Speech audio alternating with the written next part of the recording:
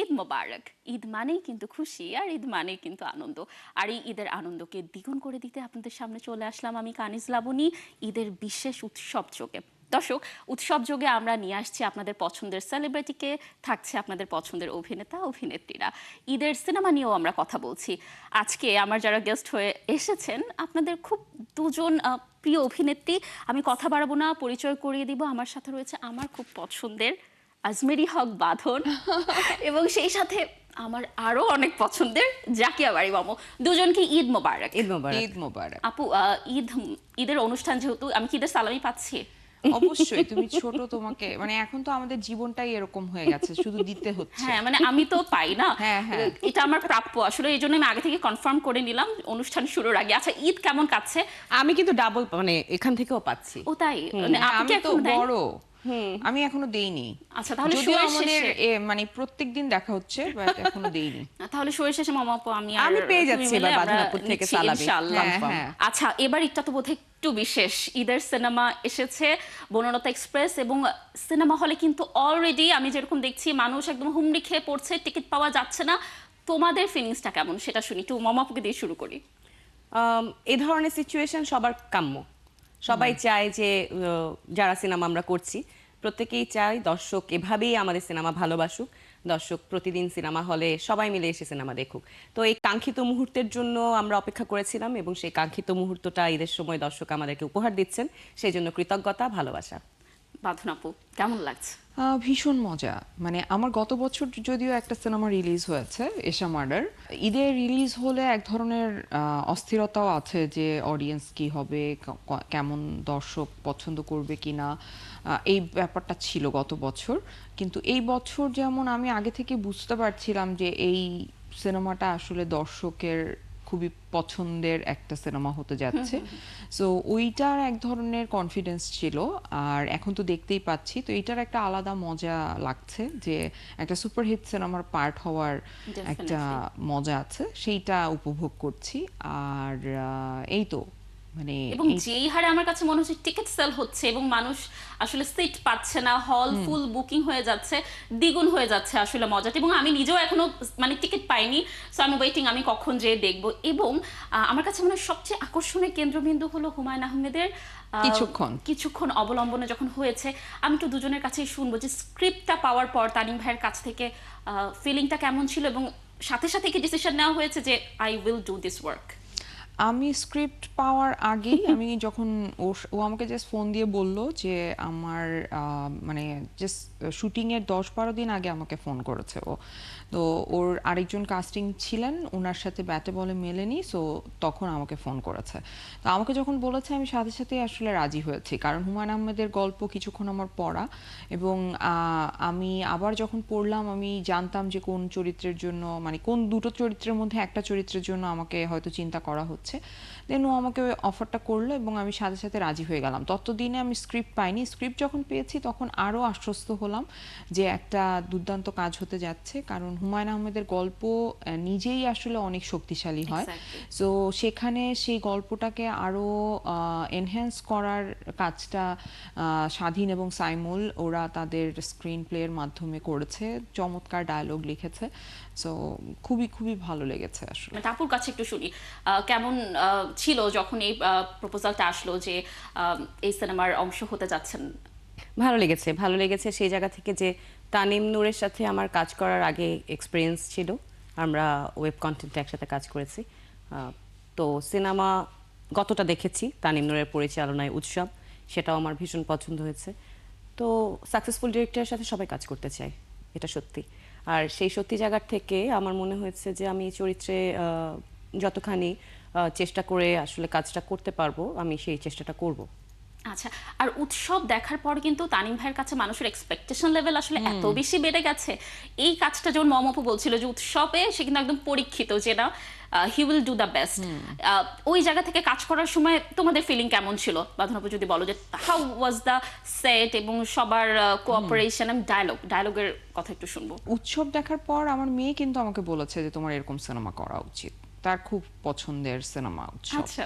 আমরা যখন script স্ক্রিপ্টটা reading হচ্ছিল তখন আমরা ওই ডায়লগ শুনতে শুনতে নিজেরাই হাসতে হাসতে শেষ, কান্না করতে করতে শেষ। যারা ক্যামেরার পেছনে কাজ করেছেন তারা সবাই আসলে প্রত্যেকের জায়গায় বেস্টটা দিয়েছেন, Best টা দিয়েছেন। এবং এত ভালো একটা টিম আমি আগে বাংলাদেশে যাদের সাথে কাজ করেছি আমি এত ভালো অর্গানাইজ টিম পাইনি। কোনো না কোনো ডিপার্টমেন্ট ফেল করেছে, কিছু না কিছু একটা হয়েছে আলটিমেটলি গিয়ে, কিন্তু এই টিমটার সাথে কাজ করে আমি খুবই আরাম করে কাজ করেছি।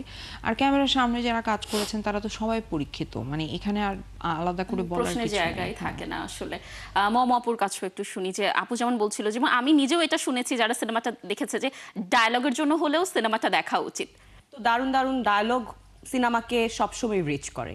বনলতা এক্সপ্রেসের ক্ষেত্রে আমি স্বাধীন এবং সামিউল ভুঁইয়াকে থ্যাঙ্কস জানাবো যে ওদের ইন্টেলিজেন্সের জায়গা থেকে, মানে ডায়লগ শুধুমাত্র গড়পড়তা ভেসে যাওয়া, কথা বলছি কিছু মিন করছি না তেমন না। প্রত্যেকটা ডায়লগ ইন্টেলিজেন্ট, সেন্সেবল এবং সময়ের সাথে অনেক বেশি আধুনিক। আর এবং প্রত্যেকটা ক্যারেক্টারকে ডায়লগগুলো অনেক বেশি ডিফাইন করে, রিকগনাইজেশন দেয় ক্যারেক্টারকে আলাদা করে। তো এই পার্টিকুলার জিনিসগুলো সিনেমায় এক্সপেক্টেড, যেটা আমরা মিস করি অনেক সময়। তো সেটার দারুণ কম্বিনেশন হয়েছে বনলতা এক্সপ্রেসে। So I am so happy to be a part of Banalata. এবং আমার কাছে আপু, আমি যদিও সিনেমাটা দেখিনি, আমার ট্রেলার দেখে যেটা মনে হয়েছে, আমার কাছে মনে হয়নি যে গতানুগতিক সিনেমাতে আমরা যেমনটা দেখি যে নায়ক নায়িকা এদেরকেই ফোকাস করা হচ্ছে, প্রত্যেকটা ক্যারেক্টারকে এত সুন্দরভাবে ডায়লগগুলো দিয়ে ফুটিয়ে তোলা হলো।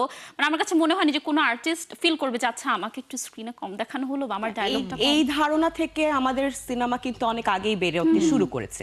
আমাদের দর্শকও কিন্তু এখন শুধুই বাংলা সিনেমা দেখে না, একটা গণ্ডির মধ্যে নেই, ওপেন আকাশে এখন পৃথিবীর সব সিনেমা আমরা এক্সপ্লোর করতে পাচ্ছি। তো সেই জায়গায় কিন্তু দর্শক এতটাই স্মার্ট অলরেডি যে দর্শক ওই জায়গায় পুরনো ধ্যান ধারণা নিয়ে পড়ে নেই। আর টিমওয়ার্ক সাচ এ থিং, আমি তো বলবো যে আসলে ইন্টেনশনটা কমন হওয়া খুব ইম্পর্টেন্ট। কাস্টিংটা মানে এত দারুণ ছিল, আমি বললাম যে পরীক্ষিত প্রত্যেকেই, যে আমি এর অভিনয়কে একটু কম মার্কিং দিব, এটাকে একটু বেশি দিব, ওই ইভেন যারা চান্সই নাই। একটা শট দিয়েছে তারাও ভীষণ ভালো দারুণ ইনটু দ্য অভিনয় ক্যারেক্টার, করেছে। প্রত্যেকেই ক্যারেক্টারটাকে মাথায় রেখে আসলে কাজ করেছে। ওখানে বাঁধনাপু না, আমি না, বা ছোট বাঁধনাপু যেটা বলছিল যে একটা ছোট শটের জন্য যিনি এসছেন কাজ করছেন তারও কিন্তু ওই কমপ্লেক্সটা নেই। কমতি ছিল না আর কি, যে না আমার একটু কমপ্লেক্স ফিল হতে পারে। আচ্ছা, এই যে আমি যেটা বলছিলাম যে এতজন ফেমাস অ্যাক্টর অ্যাক্ট্রেস একসাথে কাজ করেছে, আবার দুইজন নায়িকা এখন পাশাপাশি বসে আছে, কিন্তু আমি অফ স্ক্রিনেও যখন আপু তোমাদের দুজনকে দেখছিলাম, মানে ওই নায়িকাদের একটা থাকে না দ্বন্দ্ব, Tantrum। হ্যাঁ একদম ট্যান্ট্রাম। আমি ওর সাথে কথা বলবো না, ও কেন আমার পাশে, দুজনের মধ্যে একদমই দেখলাম না। এটা কি ওই লাক্স থেকে শুরু হয়েছে? একদম একদম লাক্স থেকে শুরু হয়েছে, এই জার্নিটা অনেক দিন হয়েছে। সে তার মতো জার্নি করেছে, আমি আমার মতো জার্নি করেছি, জীবন দেখেছি, ইন্ডাস্ট্রি দেখেছি, মানুষ দেখেছি, এবং আমি বলবো যে আমরা মানুষ হিসেবে উত্তীর্ণ হয়েছি। মানুষের এই যে ছোট ছোট ইরোর্স, হিউম্যান ইরোর্স থাকবেই, ওই জায়গা থেকে উত্তীর্ণ হতে পারাটাই হিউম্যান কোয়ালিটি। বাঁধনাপুর কাছে একটু শুনিয়েছি যে যখন মমাপুর সাথে কাজ করা হচ্ছে, দুজন লাক্স সুপারস্টার একসাথে আগেও তো কাজ করা হয়েছে, আমরা ওই আমাদের ফিলিংটা কেমন একসাথে কাজ থাকে? করার সুযোগ ছিল দারুচিনি দ্বীপে, হ্যাঁ, আনফরচুনেটলি ওটা আমি হয়নি। করিনি। আমার পরীক্ষা ছিল সেকেন্ড ইয়ার ফাইনাল, কিন্তু এরপরে আমি আর ও কিন্তু কখনো স্ক্রিন শেয়ার করিনি, যে একই প্রোডাকশনে আছি বা একই আমরা কখনো করিনি কোনো সিরিজ, কোনো সিঙ্গেল নাটক, কখনো না। মাস্টার করেছি, হ্যাঁ মাস্টার করেছি। ও আচ্ছা, তারপরে আমরা দুজনই কিন্তু দুটো ফিল্ম করলাম পরপর, সেটা হচ্ছে রেজওয়ান শাহরিয়ার সুমিতের মাস্টার, তারপরে হচ্ছে তানিম নূরের বনলতা এক্সপ্রেস। তো আমার কাছে মনে হয় আমরা আসলে এত সুন্দর একটা জার্নি করেছি আমাদের জীবনে এবং আমাদের প্রফেশনাল career-এ। লাইফে। হ্যাঁ, তো মানে ওই মানে অভিনয়ের ক্ষেত্রে আমাদের জার্নিটা খুব সুন্দর আমার কাছে মনে হয়। আমাদের দুজনেরই আলাদা আলাদা জার্নি, কিন্তু আমাদের দুজনের জার্নি খুব সুন্দর। আমার একজনের দুজনই মাচ এক এক- মোর ম্যাচিউরড হ্যাঁ, নাও, মানুষ so হিসেবে যার ক্যারিয়ারে জন্য- সব হ্যাঁ, জায়গায়। তো যার জন্য আমাদের মধ্যে আসলে ওই হীনমন্যতা বা competition-এর ওই জায়গাটা। জায়গাটা আসলে তৈরি হয় নাই। আমরা আসলে এবং- এটাই চাই আপু, তাই না? হ্যাঁ, এটা যে দিন এবং- শেষে আসলে ম্যাটার করে না, সেটা এখন বড় এসে ব্যাপার। এটা একদম বোঝা গেছে। বোঝা আর গেছে। আর সবচাইতে যেটা আমাদেরকে আরো আমি বলবো যে বুঝতে হেল্প করেছে। লাক্স তো ডেফিনেটলি তখন বাচ্চা ছিলাম, তখন বাচ্চাকালে অনেক বন্ধুত্ব হইতেই পারে, হ্যাঁ, কিন্তু আমরা এবার যখন নেদারল্যান্ডসে একসাথে গেলাম, আমরা একসাথে রুম শেয়ার করেছি, আমরা একই বেডে ঘুমিয়েছি, তো মানে তখন আমরা ফিল করলাম যে আমাদের মধ্যে আসলে ওই সম্পর্কটা এখনো রয়ে গেছে এবং সেটা নষ্ট হয় নাই কোনোভাবে। সো এটা আমার কাছে খুব ভালো দিন শেষে লেগেছে। That's the achievement. আপু আরো কথা বলবো, ঈদ নিয়ে কথা বলবো, ঈদের গল্প এখনো বাকি আছে, কিন্তু একটা ব্রেকের সময় হয়ে গেছে। দর্শক, আড্ডা কিন্তু জমে উঠেছে, কিন্তু আড্ডার শেষ পর্যন্ত দেখতে হলে একাত্তরের সাথে থাকতে হবে, কিন্তু একটু বিরতির সময় হলো, থাকুন একাত্তরের সাথে। দর্শক, বিরতির পর আবারও স্বাগত উৎসব যোগে। আমরা আড্ডা দিচ্ছিলাম বাঁধন আপু এবং মমা আপুর সাথে। চলুন আবার আড্ডায় ফিরে যাই। আপু, বিরতির আগে যেমনটি বলছিলাম যে দুই নায়িকা পাশাপাশি বসে থাকলে কত কিছু হয়ে যায়, ওই জিনিসটা তো নেই, কিন্তু এই যে যেমনটি বলছিলাম যে সালামির বিষয়, কত খুনসুটি, কত কিছু হয়ে থাকে। আমি তো সেটের গল্প শুনবো, সেটা তো কত মজার কাহিনী, একটু মজার কাহিনী শুনি, ঈদের অনুষ্ঠান যেহেতু। আমাদের তো দুজনের একসাথে সিন ছিল না। আমরা এটা- দুই কম্পার্টমেন্টের ওহো, যাত্রী। হ্যাঁ, এবং মাস্টারেও ওর আলাদা লাইফ, আমার আলাদা লাইফ। আচ্ছা, না আপু এটা না বলো না, তাহলে দর্শকরা কিন্তু ওই যে জেনে যাবে যে দুজনের একসাথে সিন নাই। আপু এটা দর্শক, এটার জন্য সিনেমা হলে যেতে হবে। সিনেমা হলে আরো বহু কারণে যেতে হবে, আচ্ছা। বুঝছো? সো আমাদের সেটটা খুব সুন্দর ছিল, সো ওই সেটে কাজ করতেই খুব ভালো লাগছিল, নিজেকে খুব বড়লোক মনে হচ্ছিল, রানী রানী মনে হচ্ছিল এক ধরনের। আমি বলছিলামও সবাইকে যে আমার নিজেকে খুবই রানী মনে Princess হচ্ছে। treatment হ্যাঁ, একদম না? একদম, মানে আর সেটটাও এরকম রাজকীয় তো। আচ্ছা। তারপরে আবার খুব দামি একটা শাড়ি আমাকে দিয়েছে হ্যাঁ, মন্ত্রীর production ওয়াইফ থেকে। বলে কথা, হ্যাঁ, একটা ব্যাপারই so আলাদা। মানে একটা অন্য লেভেলের, জুয়েলারিটা অনেক এক্সপেন্সিভ, সব মিলিয়ে খুব ভালো লাগছিল না, আমার আসলে কাছে কাজ মনে করতে। হচ্ছিল বাঁধন আপু অরিজিনাল আর কি সেটের বাইরে বা স্ক্রিনের বাইরে যেরকম একদম সবসময় শাড়ি পরে হ্যাঁ, টিপ tip-top, টপ একদম এই- ক্যারেক্টার, কিন্তু আপু গেছে একদম একদম এই ওরকমই না? প্রথম আমাকে এরকম একটা টিপটপ And তুমি ক্যারেক্টার। তাহলে এনজয় করেছো মারাত্মক খুব না, enjoy করেছি। সাজগোজ সবকিছু করে। মমা আপুর কথা একটু শুনবো, যে মমা আপু একটু প্রেগন্যান্সিটা দেখাতে হয়েছে স্ক্রিনে, একটু কি তখন মনে আমার একটু হয়েছে? চাপ ছিল, একটু চাপ ছিল আমার না? ওটা আমার একটু শুনি। সাইকোলজিক্যাল জার্নি ছিল। প্রেগন্যান্সি যখনই আসলে পেটে যখনই এক্সট্রা পেটটা লাগানো হয়, তখন থেকেই একটা ওইটা mental, একটা physical একটা হ্যাঁ, pressure চলে একটা আসে। প্রেশার থাকে।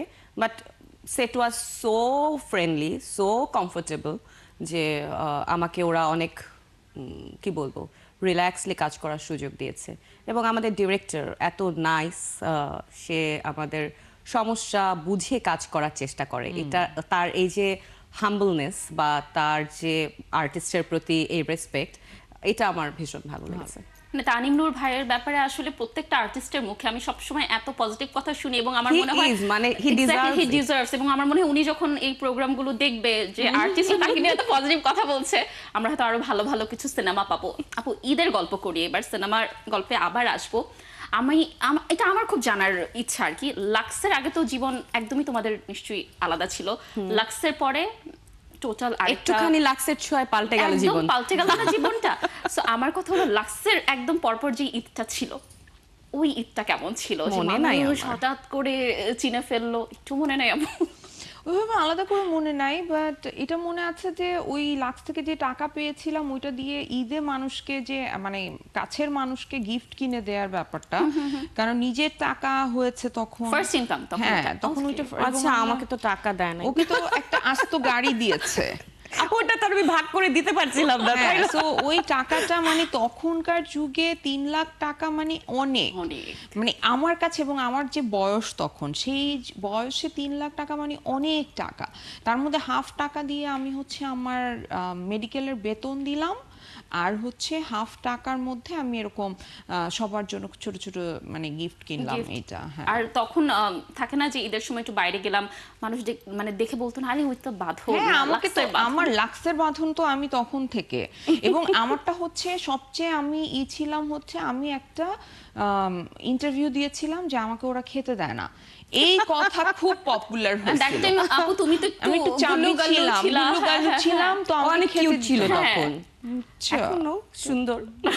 না আপু এখন একদম weight lose করে অনেক ফেলেছে, cute আমরা ছিল। এটা হ্যাঁ, বলছিলাম। অনেক sweet বুঝছো? লাগতো তখন। আমাকে আমি গুল্লুগালা ছিলাম বলে আমাকে খেতে দিত না, তো আমাকে যেহেতু ভাত খেতে দিচ্ছে না, তো আমি এটা ইন্টারভিউতে বলছি, এটা আবার অন এয়ার হয়েছে। তো তখন আমি যখন লাক্স থেকে বের হয়েছি, তো সবাই বলতো এই যে আহারে, লাক্সের ওই যে ভাত ওই খেতে যে দিচ্ছে হ্যাঁ না। ওই যে কিউট মেয়েটা, কারণ আমি এত মানে খেতে অসহায় ভাবে পছন্দ করা বলছিলাম, মানুষ যখন হ্যাঁ। খেতে পারে না, তখন মম অপুর কেমন ফিলিং ছিল? এই খাবার কষ্ট কি হয়েছে, না কি রকম কষ্ট ফেস করতে হচ্ছে? আমরা জানি ক্যাম্পে তো একটু কষ্ট হয়, না, লাক্সের হালকা ওরকম পাতলা। সকালে উঠা নিয়ে একটু কষ্ট ছিল। একদম আমাদের 6টার থেকে কল ছিল, আমাদের তুপা আপু ছিলেন গাইড, ইনস্ট্রাক্টর জিয়াদা ছিলেন, তো ওনারা এত প্রফেশনাল, এত মানে স্ট্রিক্ট, আমি ওনাদের খুব ভয় ছিলাম যে ওমা কিছু ডানবাম হলেই তো বকা, পানিশমেন্ট, নাম্বার কাটা।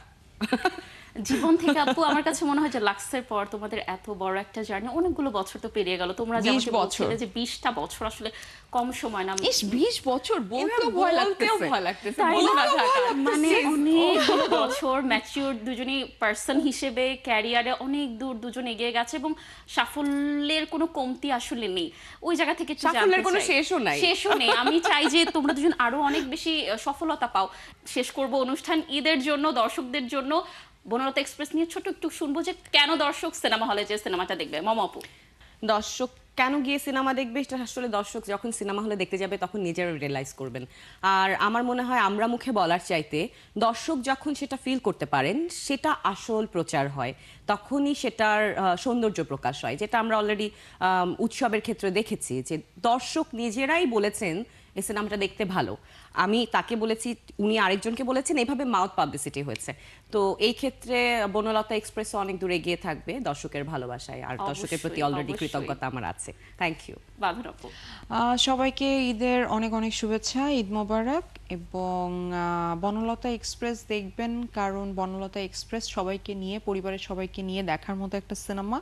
এবং আপনারা যেই টাকাটা দিয়ে টিকিটটা কিনবেন, সেই টাকাটা আপনারা পানিতে ফেলবেন না, এইটুকু গ্যারান্টি আজমেরি হক বাঁধন দিচ্ছে। দর্শক, অ্যাক্ট্রেসরা কিন্তু গ্যারান্টি দিয়ে ফেলেছে যে টাকা পানিতে যাবে না, সো সিনেমা হলে যে সিনেমা দেখতে হবে। বাঁধন আপু, মম আপু, অসংখ্য ধন্যবাদ ঈদের এই ব্যস্ত সময়ে আসলে আমাকে একটু সময় দেওয়ার জন্য, এবং আমরা Thank আসলে you. অনেক অনার্ড যে তোমরা গেস্ট হয়ে এসেছো। থ্যাংক ইউ সো মাচ ৭১ টেলিভিশনের উৎসব যুগে আসার জন্য। একটু বিদায় নিই আমি দর্শকদের কাছ থেকে। Thank you. দর্শক, সময়ের স্বল্পতার জন্য আজকে শেষ করতে হলো উৎসব যোগ, কিন্তু কথা দিচ্ছি আপুরা যেমনটি বললো যে নতুন সিনেমা আসছে, নতুন সিনেমার গল্প নিয়ে আবারও কোনো এক উৎসব যোগে আমরা চলে আসব। কিন্তু সিনেমা হলে যে ঈদের সিনেমা দেখতে হবে, দারুণ দারুণ কিছু বাংলা সিনেমা এসেছে, কিন্তু ৭১ টেলিভিশনের সাথেও থাকতে হবে, কারণ ৭১ টেলিভিশন আপনাদের জন্য পুরো ঈদ জুড়ে নানা অনুষ্ঠান রেখেছে। সবাই ভালো থাকুন, সুস্থ থাকুন, ঈদ মোবারক।